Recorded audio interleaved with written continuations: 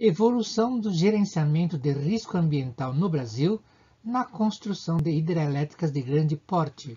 A construção de hidrelétricas de porte no Brasil, a partir da década de 60, constituiu atividade em que a engenharia nacional reunia conhecimento e experiência bastante escassos e que, por isso mesmo, buscamos recomendações em outros países. Participando do projeto de construção das hidrelétricas de Jupiá, Ilha Solteira, Itaipu e Tucuruí, acompanhei e participei da busca de soluções para fatos que surgiram de forma surpreendente e inesperados, e que foram estudados à luz dos parcos conhecimentos disponíveis ou conhecidos de gerenciamento de risco ambiental. Com base em sua lembrança, vou trazer nesse seminário alguns fatos ocorridos para conhecimento dos professores da presente disciplina e colegas. E para ilustrar os fatos, tratando-se de situações muito específicas, são apresentadas algumas fotografias para auxiliar na visualização da problemática enfrentada. Na década de 60, o Brasil gozava de grande euforia, e dizia-se, né, realizar 50 anos em 5 anos. E um dos desafios era investimento na área de produção de energia elétrica. Só que o Brasil não tinha ainda enfrentado, né, esse desafio de construir grandes usinas hidrelétricas. Então, foi constituída uma comissão, a Comissão Interestadual da Bacia Paraná-Uruguai, que reunia esses estados. E foi solicitado a uma empresa estrangeira, já que a gente não sabia projetar usinas hidrelétricas, foi solicitado a essa firma italiana, a Società Edison, lá de Milão, um estudo para aproveitamento elétrico do Salto de Urubumpungá. Essa empresa realizou o estudo e recomendou a construção de 2 hidrelétricas, a de Jupiá e Ilha Solteira. Vejamos quais foram os principais desafios que enfrentamos na construção de Jupiá. Jupiá tem uma capacidade de 1.500.000 kW, né, e foi contratada sua construção pela Celusa, as Centrais Elétricas de Urubumpungá, que mais tarde veio a ser a CESP, a Companhia Elétrica de São Paulo. Aí vocês veem uma fotografia da construção de Jupiá. Vocês podem ver que o Rio Paraná é bastante largo e fez um planejamento onde iriam trabalhar cerca de mais de 8.000 trabalhadores. É uma obra gigantesca. Então construiu ali uma vila piloto, né, grudado à cidade de Três Lagoas, né, aí vocês têm uma imagem, né, da cidade de Três Lagoas, né. A vila piloto tinha esse formato redondo. E só que algum dos participantes, né, principalmente engenheiros, achavam que a construção da barragem iria alterar o modus dia a dia da fauna local, né? Mesmo porque alguns deles eram exímios pescadores, eles gostavam de pescar dourado lá no Rio Paraná. E o dourado sobe, desce, né, na Piracema e tudo mais. Então acharam que iria ter um impacto ecológico negativo. Naquela época não se falava em ecologia ainda. Conversando com a CESP autorizou a construção de um laboratório de piscicultura.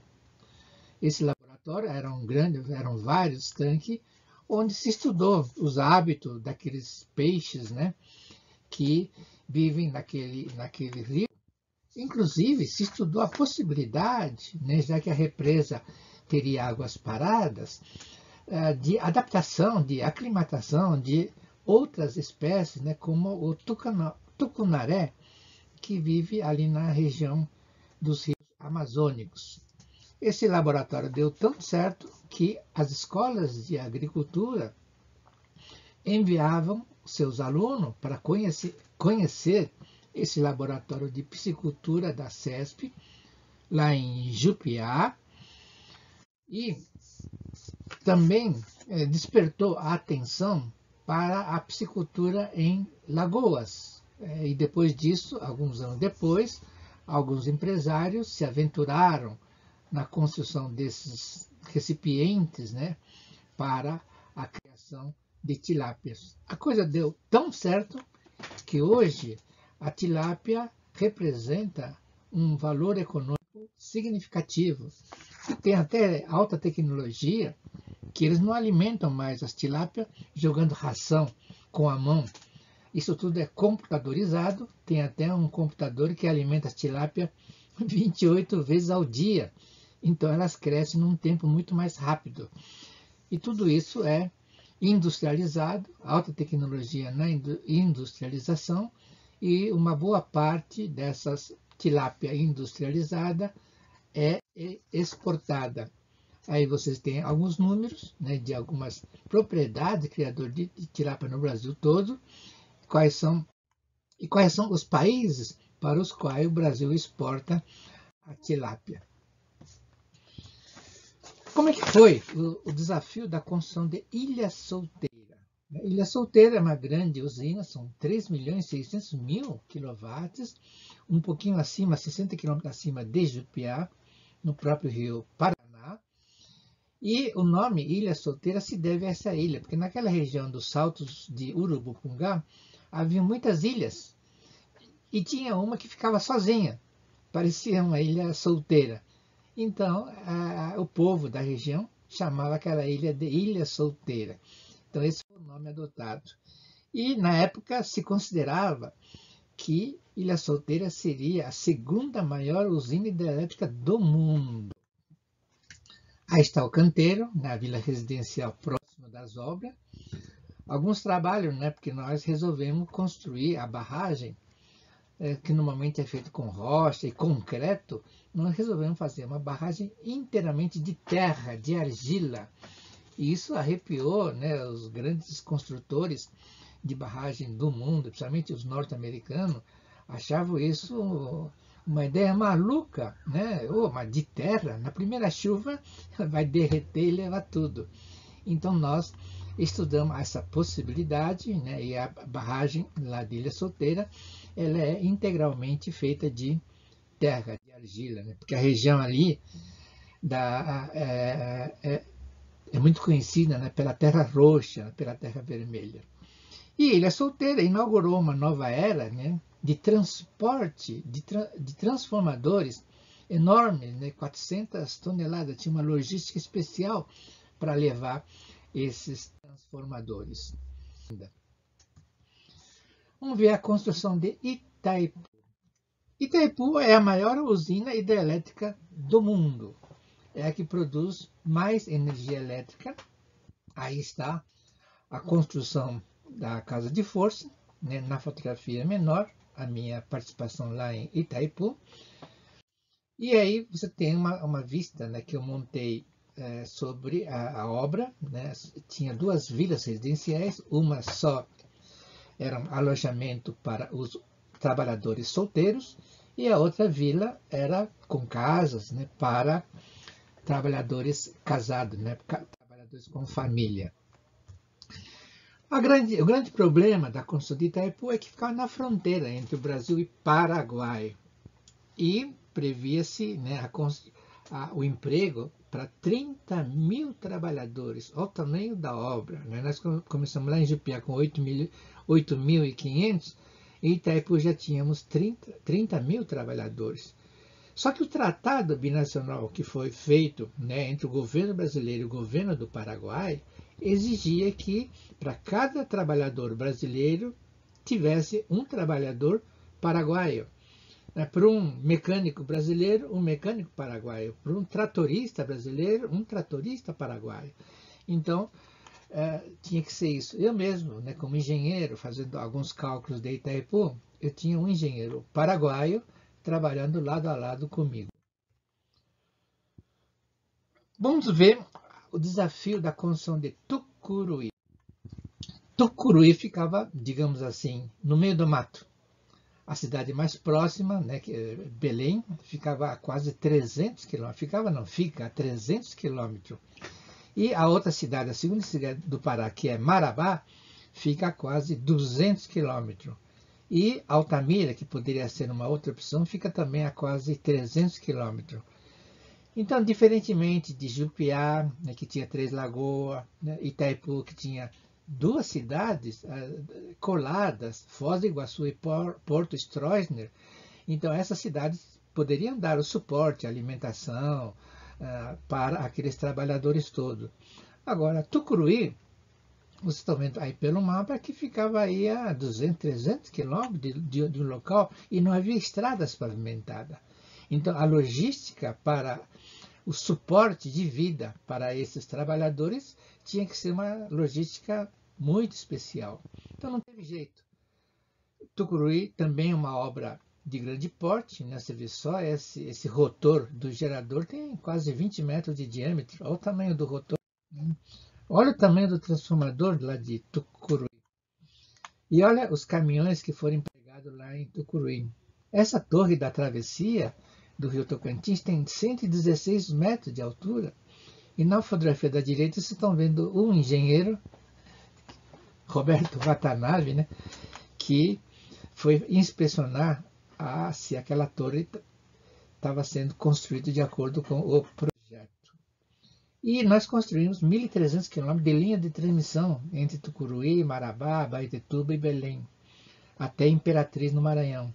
E a inspeção dessas obras só era possível por via aérea, né, com aeronaves e com helicópteros. Aí você tem uma vista geral, né, da Tucuruí. E aí a vila, da Vila Residencial de Tucuruí para 70 mil pessoas, com todo o conforto, né, escola, hospitais, clubes esportivos, recreação, até igreja, tinha uma igreja católica, uma igreja protestante e assim por diante. Tivemos que dotar a vila de Tucuruí, né, para 70 mil pessoas, com toda essa infraestrutura, senão não iria funcionar. A grande dificuldade, né, de risco ambiental pela formação de grandes represas é o seguinte: nós precisamos ter guardar água, porque não é todo dia que chove. Então, no período de estiagem, onde é que está a água que vai movimentar a turbina? Então, precisa ter um reservatório muito grande. Aí vocês estão vendo o reservatório de Ilha Solteira, é um mar de água. Olha, de Itaipu é outro mar de água.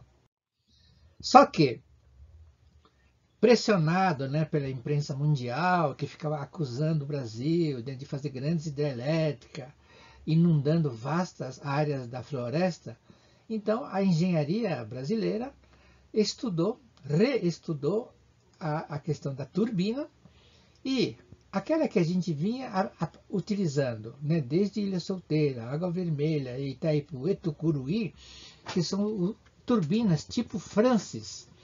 Essas turbinas aproveitam a energia potencial, é o peso da água que faz movimentar a turbina. Então, inclusive, essa turbina gira lentamente. Ela tem assim, uma rotação mais lenta. E é o peso d'água. Então, eu preciso ter grande queda. Por isso que eu faço a barragem, para criar esse desnível e aproveitar essa energia potencial para gerar a turbina, que é tipo France. Então, a engenharia brasileira aperfeiçoou a turbina tipo, ela é de eixo horizontal, e ela se move pelo fluxo da água. Então, como os rios brasileiros têm velocidade baixa, porém grande volume, né, esse grande volume consegue girar a turbina tipo bulbo, não há necessidade de formação de reservatório, eu não preciso de queda d'água. Então, consequentemente, eu não preciso de reservatório. Então, uma usina que foi inaugurada no ano 2020, né, a usina hidrelétrica de Jirau, lá no Rio Madeira, com potência de 3,7 milhões de quilowatts, ela não há formação de lago. Você vê, é o próprio rio onde foram colocadas essas turbinas tipo bulbo.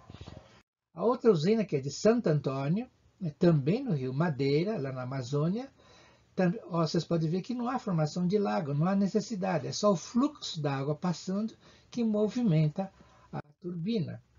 E Belo Monte, que é no rio Xingu, já é outro rio, que é no rio Xingu, ele também não há formação de lago. Olha que maravilha. Então não há mais inundação, né, de vastas áreas de floresta. É o rio do jeito que ele era, aonde a gente coloca aquelas turbinas tipo bulbo que consegue gerar a energia elétrica.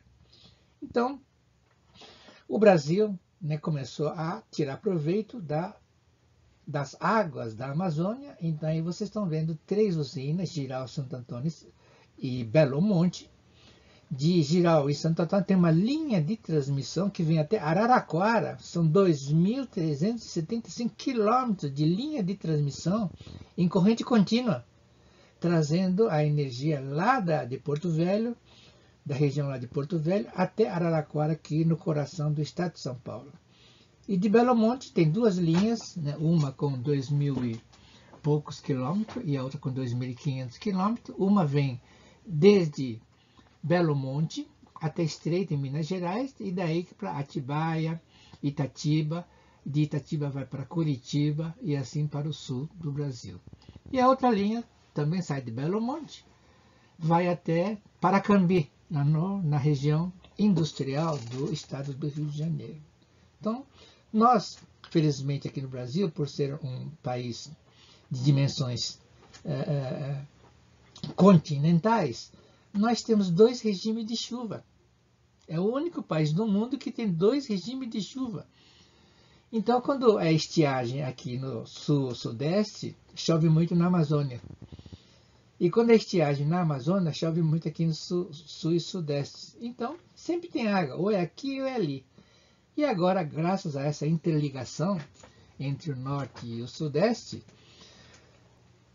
nós temos energia de origem hidráulica 24 horas por dia, 365 dias por ano. Além do mais, todas aquelas eólicas que tem no Nordeste, né, desde o Maranhão, passando pela Pernambuco, Paraíba, Sergipe, Alagoas e Bahia, todas aquelas eólicas que tem, é um dos maiores parques de usinas, turbinas eólicas do mundo. Todas essas eólicas estão interligadas, centralizando lá em Presidente Dutra, no Maranhão, ligando lá com Tucuruí e Belo Monte e trazendo aqui para o sul-sudeste. As fotovoltaicas, também lá do Nordeste, também estão interligadas nesse sistema chamado Sistema Interligado Nacional. Conclusão. Muitas vezes a gente enfrenta um problema e a gente quer resolver o problema, ou mitigar, diminuir a sua influência. Mas você vê, no caso das turbinas, que eram tipo France e passaram para tipo bulbo, não houve essa preocupação. A ciência brasileira, né, a tecnologia brasileira aperfeiçoou a turbina tipo bulbo. Né, é outro tipo de solução, e aí eliminou aquela necessidade de fazer grandes reservatórios. Então, quando se fala em risco ambiental, nós temos que pensar profundamente e não apenas atacar o problema criado diretamente, mas também pensar em outras alternativas. Então, esse é o meu trabalho para este seminário e agradeço muito a atenção dada pelos professores e pelos meus colegas. Muito obrigado.